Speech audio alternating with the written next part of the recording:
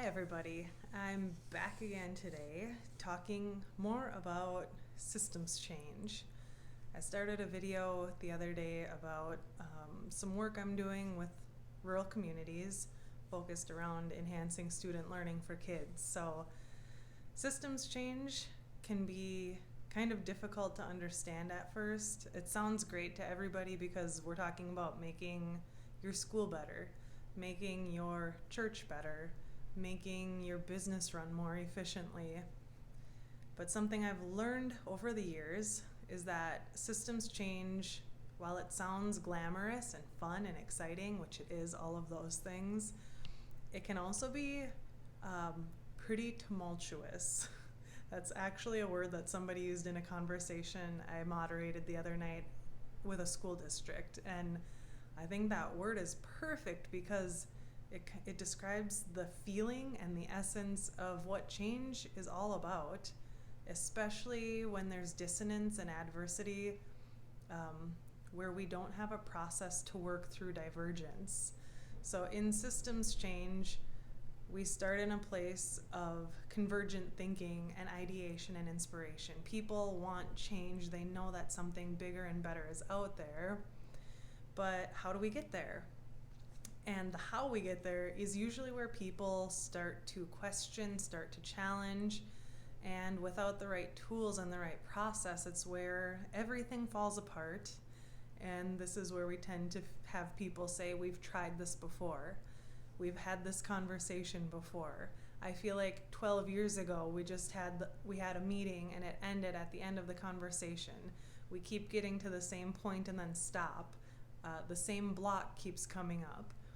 And I argue that in almost every situation where a community, an organization, a family, a nonprofit, whatever it might be, wherever that block comes up, wherever people feel like they're being stopped and they can't make any progress forward, I argue that that's the point where somebody with facilitation and innovation skills has to be brought in. Because while there's wisdom in a group, the wisdom can't be harvested and applied, or the knowledge can't be harvested and applied as wisdom unless there's a specific strategic process to get you through it.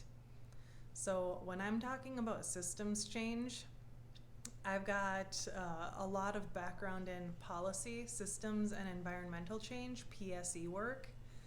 I've done lots of studies with organizational science, so I look at PDSA and other rapid improvement cycles.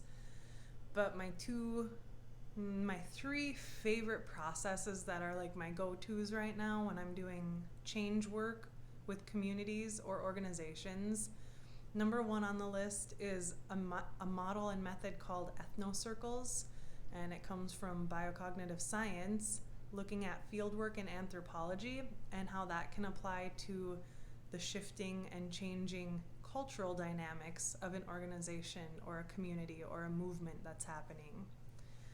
Number two, I love technology of participation. I was trained over the last couple of years, and there are just tons of methods within the top framework that are if I need to start a project, if something is kind of sprung on me unexpectedly, we're at the beginning, the end, the middle, there's always a top method that fits like any situation you can think of. So I love ethnocircles when I'm doing qualitative research, when I'm just starting to do the diagnostics of where are we, what's going on, where have you been, what's needed in order to move forward. The ethnocircle model is super, super powerful in bringing up the dialogue, bringing out the narratives and the story that actually puts some energy and movement into a lot of times what can be stagnant and confusing or frustrating moments in the process of change.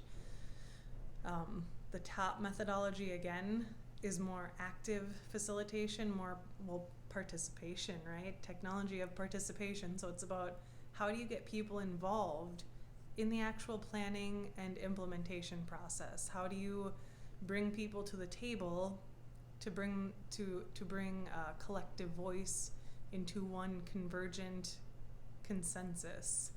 And then from that point, how do you implement it? The other model that I love is human-centered design. And it's taught in a lot of different frameworks, not a lot, a handful of different frameworks. But the model that I learned that I love is out of a book called The Field Guide for Human-Centered Design. And in this book, you take people through 3 different processes, or three different phases. Phase 1 is all about inspiration. And the inspiration phase is understanding as a designer, as a problem solver, as an innovator, how to understand the people that you're going to be working with and the people that you are ultimately serving, the consumers of the change. Phase 2 is all about inspiration. How can you brainstorm as many ideas as possible? How do you take those ideas then and filter them down into what's viable, what's realistic, what might seem crazy but actually can be done? What's innovative is the ultimate goal there. So we want to find innovative, we want to find evolutionary and revolutionary. We want to get a balance and a blend of a lot of different ideas, simple to complex. And then finally, we get into the phase of implementation. And in implementation, we're looking at the refinement process. How do we take our change, our service, our product to the market or to the people that will be utilizing it, and test it to make sure that it's effective in the current context and culture. It's not a forever solution, it's a right now, here's the best thing that we have to make change happen and to move us along in the process. What I love about all 3 of these models is that you find solutions, you create beautiful vehicles to take a person or a group of people from a place where they're stuck to a place where they can move beyond that block and actually work together in a new way, right? It's a new paradigm. So all 3 of these models I love because they are paradigm shifters. Most of the time, when I work with people in systems change, I use all 3 of these blended together depending on the phase of the work that we're in.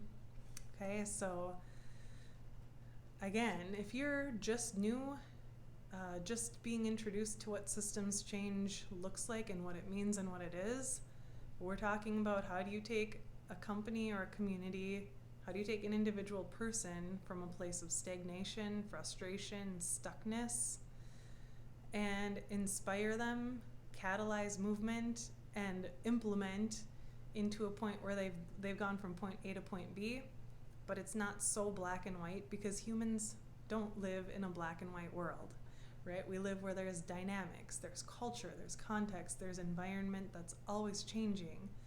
So again, when you have the opportunity to lead change, if you ever find yourself at a place where you get to the place where there's a fork in the road or where the roads cross and you don't know which way to go, you don't know what to do, these processes are incredibly helpful in pointing you in the right direction and getting a collective voice together to say, yes, this is where we're going next. Things might change down the road, but for right now, this is the right path, even though we have different ideas, different needs, different perspectives. And that's, to me, what effective change is all about. It's about a win-win instead of a compromise. And it's about honoring where you've come from and ensuring that where you're going is going to be more inclusive and more equitable than anything the community has experienced before. So I do lots of change work.